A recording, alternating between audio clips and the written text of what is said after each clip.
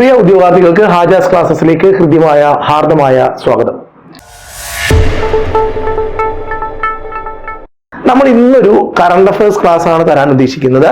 2026 നടക്കുന്ന മുഴുവൻ പരീക്ഷകൾക്കും ഡിഗ്രി ലെവലും കമ്പനി ബോർഡ് LGSനും ഒക്കെ ഉപകാരപ്പെടുന്ന തരത്തിലുള്ള ഒരു കറണ്ട് അഫയേഴ്സ് ക്ലാസ് ആണ്. ഇന്ന് ഇവിടെ നമ്മൾ സെലക്ട് ചെയ്തിരിക്കുന്ന കറണ്ട് അഫയേഴ്സ് ഏറ്റവും ഇമ്പോർട്ടന്റ് ആയ കറണ്ട് അഫയേഴ്സ് ആണ്. തൊഴിൽ വാർത്തയിൽ നിന്നും തൊഴിൽ വീതിയിൽ നിന്നൊക്കെ സെലക്ട് ചെയ്തിട്ടുള്ള ഏറ്റവും ഇമ്പോർട്ടന്റ് ആയ കറണ്ട് അഫയേഴ്സും ആ കറണ്ട് അഫയേഴ്സ് വെറുതെ പറഞ്ഞു പോവുകയല്ല, പകരം അതിന്റെ റിലേറ്റഡ് ആയിട്ടുള്ള കാര്യങ്ങൾ കൂടി മനസ്സിലാക്കിക്കൊണ്ട് അത്യാവശ്യം വേണ്ട ചിത്രങ്ങളൊക്കെ വെച്ചുകൊണ്ടുള്ള ഒരു കറണ്ട് അഫയേഴ്സ് ക്ലാസ് ആയിരിക്കും. അത്യാവശ്യം നിങ്ങൾക്ക് എന്താ പറയാ ഏറ്റവും നല്ല രീതിയിൽ എന്ന് വെച്ചാൽ കണ്ണിന് എന്താ പറയാ കുളിർമയാകുന്ന തരത്തിലുള്ള സ്ലൈഡുകളൊക്കെ ആയിട്ടാണ് നമ്മൾ ഇന്ന് ക്ലാസ്സിൽ വന്നിട്ടുള്ളത്. 2025 കറണ്ട് അഫയേഴ്സ് നമുക്ക് ഇങ്ങനെ തന്നെ നമുക്ക് ഈ ഒരു ഓൺലൈൻ ക്ലാസ്സിലൂടെ യൂട്യൂബിലൂടെ നമുക്ക് പഠിച്ചെടുക്കാം. നമ്മൾ ഇന്ന് ആദ്യമായി പറയാൻ പോകുന്നത് 2025 ഡിസംബർ 9, 11 തീയതികളിൽ സംസ്ഥാനത്തെ 1199 തദ്ദേശ സ്വയംഭരണ സ്ഥാപനങ്ങളിലേക്ക് തിരഞ്ഞെടുപ്പ് നടന്നെങ്കിലും ഒരു നഗരസഭയിൽ അതുണ്ടായില്ല. ഓക്കെ, അങ്ങനെയാണെങ്കിൽ അത് ഏത് നഗരസഭയിലാണ് അങ്ങനെ ഉണ്ടാവാത്തത് എന്നാണ്. അത് മട്ടന്നൂരിലാണ്, കണ്ണൂരിലുള്ള മട്ടന്നൂർ നഗരസഭയിലാണ് അങ്ങനെ ഒരു തെരഞ്ഞെടുപ്പ്. അതായത് നേരത്തെ നടന്ന തെരഞ്ഞെടുപ്പ് സമയക്രമത്തിന്റെ വ്യത്യാസത്തിൽ 2027 സെപ്റ്റംബറിൽ മാത്രമേ മട്ടന്നൂരിൽ തെരഞ്ഞെടുപ്പ് നടക്കുകയുള്ളൂ. അപ്പൊ അതൊന്ന് പഠിച്ചല്ലോ. അപ്പോ 2025 ഡിസംബർ 9, 11 തീയതികളിൽ സംസ്ഥാനത്തെ 1199 തദ്ദേശ സ്വയംഭരണ സ്ഥാപനങ്ങളിലേക്ക് തെരഞ്ഞെടുപ്പ് നടന്നുവെങ്കിലും ഒരു നഗരസഭയിൽ അതുണ്ടായില്ല. അതെവിടെയാണെന്ന് ചോദിച്ചാൽ പറയണം മട്ടന്നൂർ കണ്ണൂരാണ്.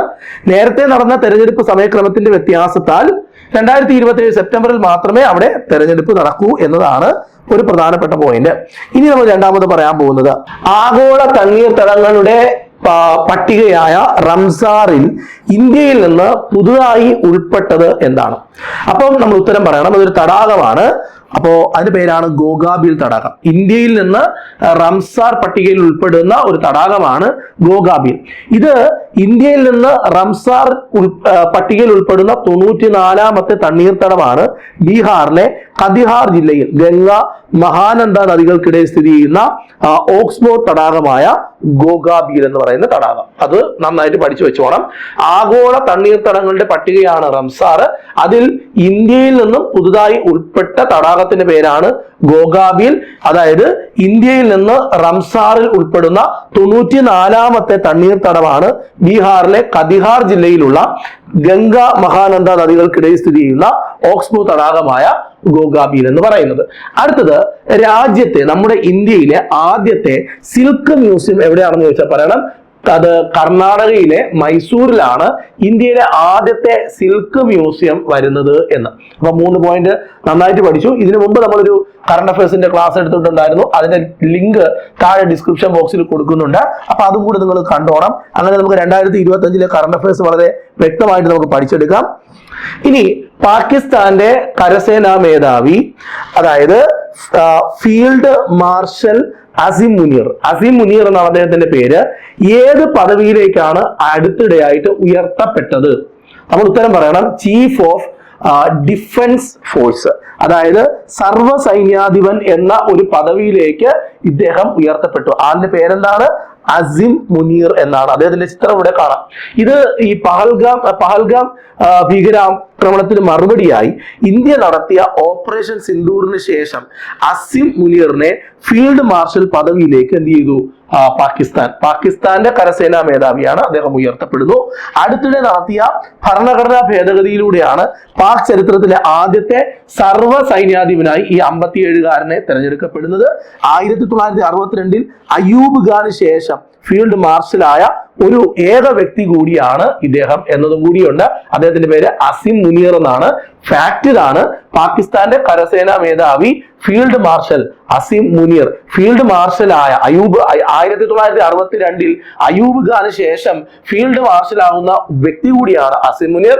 അപ്പൊ അദ്ദേഹത്തിന് സർവ്വസൈന്യാധിപൻ എന്ന പട്ടം ചാർത്തി കൊടുക്കുന്നു എന്നതാണ് മറ്റൊരു ഫാക്ട്. ഇനി അസിം മുനീർ, പേര് മറക്കരുത്, സർവ്വസൈന്യാധിപൻ, ചീഫ് ഓഫ് ഡിഫൻസ് ഫോഴ്സ് എന്നാണ്. ഇനി അടുത്തത് ദേശീയ പക്ഷി നിരീക്ഷണ ദിനം എന്നാണ്. നവംബർ 17 നമുക്ക് എല്ലാവർക്കും അറിയാം പക്ഷികൾക്ക് വേണ്ടി മാത്രം ജീവിതം മാറ്റിവെച്ച ഇന്ത്യയുടെ പക്ഷി മനുഷ്യൻ എന്ന് അറിയപ്പെടുന്ന ബേർഡ് മാൻ ഓഫ് ഇന്ത്യ എന്നറിയപ്പെടുന്ന ഡോക്ടർ സലീം അലിയുടെ ജന്മവാർഷിക ദിനമാണ് November 17.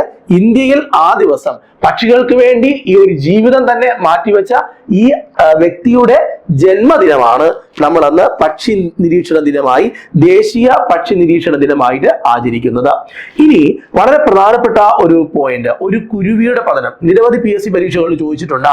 The fall of a sparrow എന്ന് പറയുന്നത് 1985 അദ്ദേഹത്തിന്റെ ആത്മകഥയാണ്. അപ്പോ ഡോക്ടർ സലീം അലിയുടെ ആത്മകഥയുടെ പേരാണ് ഒരു കുരുവിയുടെ പതനം. 1985 പുറത്തിറങ്ങിയ ദ ഫാൾ ഓഫ് സ്പാരോ എന്ന് പറയുന്ന ഒരു കുരുവിയുടെ പതനം എന്ന് പറയുന്നത് അദ്ദേഹത്തിന്റെ ആത്മകഥയാണ്. ഇനി ലോക പ്രമേഹ ദിനം എന്നാണ്, വേൾഡ് ഡയബറ്റിസ് ഡേ എന്നാണ് ചോദിച്ചാൽ ഉത്തരം പറയണം. അത് നവംബർ 14. നവംബർ 17 പ്രത്യേകതയുണ്ട്, നവംബർ 14 പ്രത്യേകതയുണ്ട്. നവംബർ 17 ദേശീയ പക്ഷി നിരീക്ഷണ ദിനമാണ്. നവംബർ 14 വേൾഡ് ഡയബറ്റിസ് ഡേ ആണ്. മറന്നു പോകരുത്. ഡോക്ടർ സലീം അലിയുടെ ജന്മവാർഷിക ദിനമാണ് നമ്മൾ ദേശീയ പക്ഷി നിരീക്ഷണ ദിനമായിട്ട് നമ്മൾ ആചരിക്കുന്നത്. അതേപോലെ അദ്ദേഹത്തിന്റെ ആത്മകഥയുടെ പേര് മറക്കരുത്, ഒരു കുരുവിയുടെ പതനം, the fall of a sparrow എന്നാണ്. 1985 ഈ ആത്മകഥ. ഓക്കെ, അടുത്ത പോയിന്റിലേക്ക് വരാം നമുക്ക്. വൃക്ഷമാത, വളരെ പ്രധാനപ്പെട്ട ഫാക്ടുകൾ തന്നെയാണ് നമ്മൾ ഇന്ന് ക്ലാസ്സിൽ കേട്ടുകൊണ്ടിരിക്കുന്നത്. വൃക്ഷമാത എന്നറിയപ്പെട്ട കർണാടകത്തിലെ പ്രശസ്ത പരിസ്ഥിതി പ്രവർത്തക 114 വയസ്സിൽ അന്തരിച്ചു. അവരുടെ ചിത്രമാണ് ഇവിടെ കാണുന്നത്. അവരുടെ പേരാണ് സാലു മരദ തിമ്മക്ക. സാലു മരദ തിമ്മക്ക വളരെ പ്രശസ്തയായ പരിസ്ഥിതി പ്രവർത്തക. വൃക്ഷമാത എന്ന് ഇന്ത്യയിൽ അറിയപ്പെട്ട, വൃക്ഷമാത എന്നറിയപ്പെടുന്ന ഒരു അമ്മയാണ്. 114 വയസ്സിലാണ് മരിക്കുന്നത്. കർണാടകത്തിൽ വളരെ പ്രധാനപ്പെട്ട പ്രശസ്തയായ പ്രമുഖ പരിസ്ഥിതി പ്രവർത്തകയാണ്. പേരെന്താണ്? സാലു മരദ തിമ്മക്ക. ഇനി ബാംഗ്ലൂരുവിലെ നെലമംഗല ദേശീയപാതയിൽ, നാഷണൽ ഹൈവേയിൽ ഹുളികൾ മുതൽ കുടൂര എന്ന് പറഞ്ഞ സ്ഥലം വരെ ഏകദേശം 4.5 കിലോമീറ്റർ 384 ആൽമരങ്ങൾ നട്ടുവളർത്തിയ ഒരു സംഭാവനയാണ് ഇവർ ഏറ്റവും കൂടുതൽ ശ്രദ്ധ ആകർഷിപ്പിക്കുന്നത്. അതായത് തിമ്മക്കയുടെ ഏറ്റവും പ്രധാനപ്പെട്ട സംഭാവനയാണ് ഈ നാഷണൽ ഹൈവേയില് ഏകദേശം എത്രയാണ് 384 ആൽമരങ്ങൾ നട്ട് പിടിപ്പിക്കുന്നു. ഓക്കെ, ഏറ്റവും കൂടുതൽ ഓക്സിജൻ പുറത്തേക്ക് വരുന്ന ആൽമരങ്ങൾ എന്നാണ് നമുക്കറിയാം, ബനിയൻ ട്രീസ് ആണ്. ഇനി വൃക്ഷപരിപാലനത്തെ ആദരിച്ച് നാട്ടുകാർ നടത്തിയ വിളിപ്പേരാണ് സാലു മരദ. സാലു മരദ എന്ന്, അതായത് നിരനിരയായി നിൽക്കുന്ന മരങ്ങൾ എന്നാണ് കന്നഡയിൽ ഈ ഒരു വാക്കിന്റെ, സാലു മരദ എന്ന വാക്ക് ജനങ്ങൾ ചാർത്തിക്കൊടുത്തതാണ്. അതിന്റെ അർത്ഥം നിരനിരയായി നിൽക്കുന്ന മരങ്ങൾ എന്നാണ്. ഓക്കെ, അതായത് 2016 BBC-യുടെ ലോകത്തെ ഏറ്റവും കൂടുതൽ സ്വാധീനിച്ച വ്യക്തികളുടെ പട്ടികയിൽ ഇവര് ഇടം നേടിയിട്ടുണ്ടായിരുന്നു. ഓക്കെ, വനിതകളുടെ പട്ടികയിൽ ഇടം നേടിയിട്ടുണ്ടായിരുന്നു. അപ്പൊ വൃക്ഷമാത എന്നറിയപ്പെടുന്ന ഒരു കർണാടകയിലെ പരിസ്ഥിതി പ്രവർത്തകയാണ്. 114 വയസ്സിൽ മരണപ്പെടുന്നത്. പേര് സാലു മരദ തിമ്മക്ക എന്നാണ്. അവര് ബാംഗ്ലൂരില് 4.5 കിലോമീറ്ററോളം ദൂരത്തില് 384 ആൽമരങ്ങൾ നട്ടു വളർത്തുന്നു. അത് വളരെയധികം ശ്രദ്ധയാകർഷിക്കുന്നു. നാട്ടുകാർ കൊടുത്ത പേരാണ് സാലു മരദ. നിരനിരയായി നിൽക്കുന്ന മരങ്ങൾ എന്നാണ് അതിന്റെ അർത്ഥം. 2016 BBC പുറത്തിറക്കിയ ലോകത്തെ ഏറ്റവും കൂടുതൽ സ്വാധീനിക്കുന്ന വനിതകളുടെ ലിസ്റ്റില് ഈ തിമ്മക്കയുടെ പേരും കൂടി ഉണ്ട് എന്നുള്ളതാണ്. അടുത്തത് വളരെ പ്രധാനപ്പെട്ട ഇന്റർനാഷണൽ സെന്റർ ഫോർ കഥകളിയുടെ ഈ വർഷത്തെ 2025 അവാർഡ് കിട്ടിയത് മട്ടന്നൂർ ശങ്കരൻകുട്ടി എന്ന പ്രശസ്തയായ ചെണ്ട വാദ്യക്കാരനാണ്. ഇന്റർനാഷണൽ സെന്റർ ഫോർ കഥകളിയുടെ ഈ വർഷത്തെ അവാർഡ് കിട്ടിയത് മട്ടന്നൂർ ശങ്കരൻകുട്ടിയാണ്. ഇനി കേരള സംഗീത നാടക അക്കാദമി ചെയർമാനും വാദ്യ കലാകാരനുമാണ്. ഇന്റർനാഷണൽ സെന്റർ ഫോർ കഥകളി എന്ന് പറഞ്ഞാൽ കഥകളിയെ ലോക പ്രശസ്തമാക്കാൻ ഉറപ്പാക്കാൻ വേണ്ടിയിട്ട് പ്രധാന പങ്ക് വഹിച്ച 65 വർഷമായി ഡൽഹി ആസ്ഥാനമായി പ്രവർത്തിക്കുന്ന ഒരു സ്ഥാപനമാണ് international centre for Kathakali. International centre for കഥകളിയുടെ ഈ വർഷത്തെ അവാർഡ് കിട്ടിയത് മട്ടന്നൂർ ശങ്കരൻകുട്ടിക്കാണ് എന്നത് ഓർത്തു വെക്കണം. നല്ലൊരു പോയിന്റ് ആണ്. ഇനി വളരെ പ്രധാനപ്പെട്ട മറ്റൊരു പോയിന്റ്, ബീഹാർ മുഖ്യമന്ത്രിയായി നിതീഷ് കുമാർ വീണ്ടും അധികാരത്തിൽ, അതായത് നവംബർ 20 അധികാരമേറ്റു. 2025 നവംബർ 20 നിതീഷ് കുമാർ വീണ്ടും എത്രാമത്തെ തവണയാണെന്ന് അറിയാമോ? ലോക ചരിത്രത്തിൽ തന്നെ ഇങ്ങനൊരു സംഭവം ആദ്യമായിട്ടാണ്. ഇതായത് 10ാമത്തെ തവണ. അപ്പം ബീഹാർ മുഖ്യമന്ത്രിയായി നിതീഷ് കുമാർ എത്രാമത്തെ തവണയാണ് നവംബർ 20 അധികാരമേറ്റതെന്ന് ചോദിച്ചാൽ ഉത്തരം പറയണം 10ാമത്തെ തവണ. ഓക്കെ, അതായത് 2001, 2004 കാലത്ത് വാജ്പേയി സർക്കാർ, വാജ്പേയി സർക്കാരിൽ കേന്ദ്ര റെയിൽവേ മന്ത്രിയായിട്ടും പ്രവർത്തിച്ചിട്ടുണ്ട്.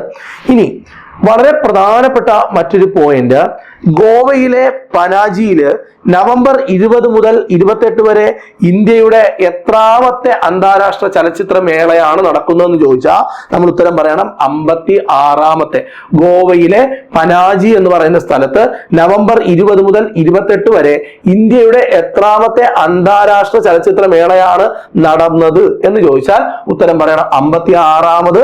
എന്നാൽ നിതീഷ് കുമാർ മുഖ്യമന്ത്രിയായി അധികാരമേക്കുന്നത് എത്രാമത്തെ തവണയാണ്? ഉത്തരം 10ാമത്തെ തവണയാണ്.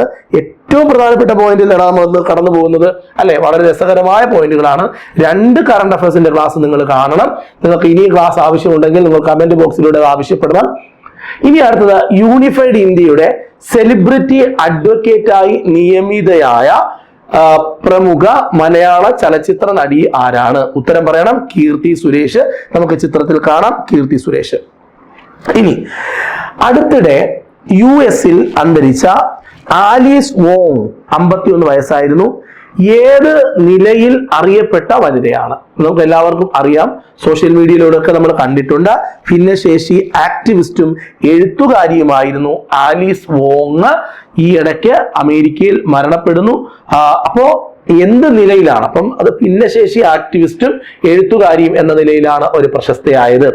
ഇനി ആലീസ് വോങ് ഡിസബിലിറ്റി വിസിബിലിറ്റി പ്രോജക്റ്റിന്റെ സ്ഥാപികയാണ്. അതുപോലെ തന്നെ year of the tiger and activist life എന്ന് പറയുന്നത് അവരുടെ ഒരു ഓർമ്മക്കുറിപ്പാണ്. ഇത്രയും ഓർമ്മിച്ച് വെക്കണേ.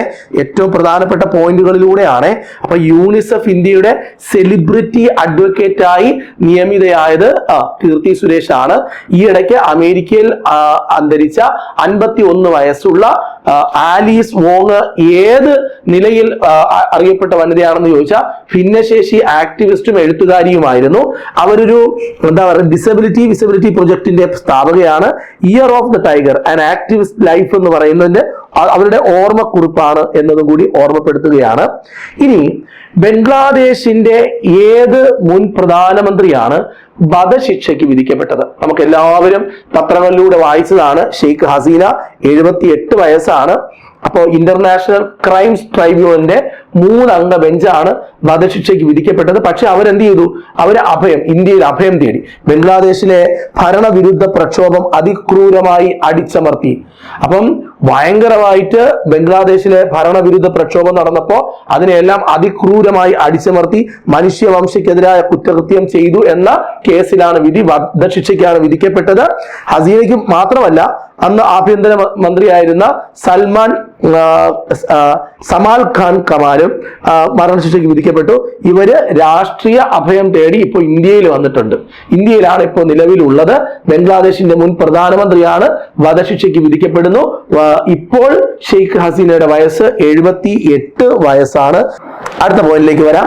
2025 നവംബർ 19 ഏത് ചലച്ചിത്ര സംവിധായകന്റെ ജന്മശതാബ്ദി ആയിരുന്നു എന്ന് ചോദിച്ചാൽ നമ്മൾ പറയണം സലിൽ ചൗധരിയുടെ. ഓക്കെ, അതായത് 1920 സലിൽ ചൗധരി എന്ന് പറയുന്ന വ്യക്തിയെ നമ്മൾ പലപ്പോഴും റേഡിയോയിലൊക്കെ കൂടെ അദ്ദേഹത്തിന്റെ പേര് നമ്മൾ കേട്ടിട്ടുണ്ട്. കാരണം ചെമ്മീനിലൂടെയാണ് അദ്ദേഹം മലയാള സിനിമയിലേക്ക് എത്തുന്നത് അല്ലെ. 1925 നവംബർ 19 ഇന്നത്തെ പശ്ചിമ ബംഗാളിലെ ഗാസിപൂരിലാണ് അദ്ദേഹം ജനിക്കുന്നത്. 1925 അദ്ദേഹം ജനിക്കുന്നത്. 2025 1975 നവംബർ 19 ഏത് ചലച്ചിത്ര സംവിധായകന്റെ ജന്മശതാബ്ദി ദിനമായിരുന്നു എന്ന് ചോദിച്ചാൽ സലിൽ ചൗധരിയുടേതാണ്. ഇനി 1949 പരിവർത്തൻ എന്ന ബംഗാളി സിനിമയിലൂടെയാണ് അദ്ദേഹം സംഗീത സംവിധായകനാകുന്നത്. മലയാളം ഉൾപ്പെടെ 13 ഭാഷാ ചിത്രങ്ങൾക്കായിട്ട് നമുക്ക് പ്രവർത്തിച്ചിട്ടുണ്ട്. 1966 ചെമ്മീനിലൂടെ മലയാള സിനിമയിലേക്ക് എത്തുന്നു. ഓക്കെ, അതുപോലെ 1995 അദ്ദേഹം മരണപ്പെടുന്നത്. 1995. ഇവിടെ ചെമ്മീൻ 1965 എന്നുള്ളതും കൂടെ ഒന്ന് ചേർത്ത് വായിക്കാൻ വേണ്ടിയിട്ട് ആവശ്യപ്പെടുകയാണ്. 65. ഓക്കെ, അപ്പം ഇങ്ങനെ കുറെ പോയിന്റുകൾ നമ്മൾ സലിൽ ചൗധരിയുടെ കാര്യം കൂടി നമ്മൾ ഇതിനകത്ത് പറഞ്ഞു. ഏറ്റവും ഇമ്പോർട്ടന്റ് ആയ കുറച്ച് പോയിന്റുകളിലൂടെയാണ് നമ്മൾ ഇന്ന് കടന്നുപോയത്.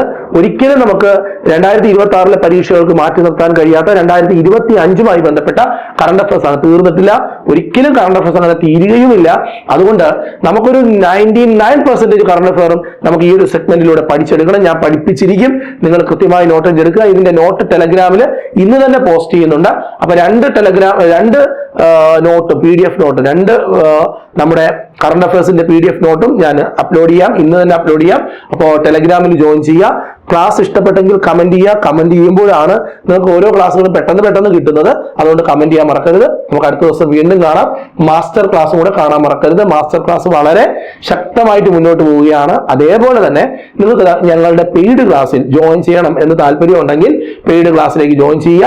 അതിന് വേണ്ടിയിട്ട് എന്റെ നമ്പറിൽ 9995027074 എന്ന നമ്പറിൽ വിളിച്ച് കാര്യങ്ങളൊക്കെ ഡീറ്റെയിൽ ആയിട്ട് അന്വേഷിച്ചതിന് ശേഷം മാത്രം നിങ്ങൾ ജോയിൻ ചെയ്താൽ മതി. വിശ്വാസമൊക്കെ വരികയാണെങ്കിൽ മാത്രം ജോയിൻ ചെയ്താൽ മതി.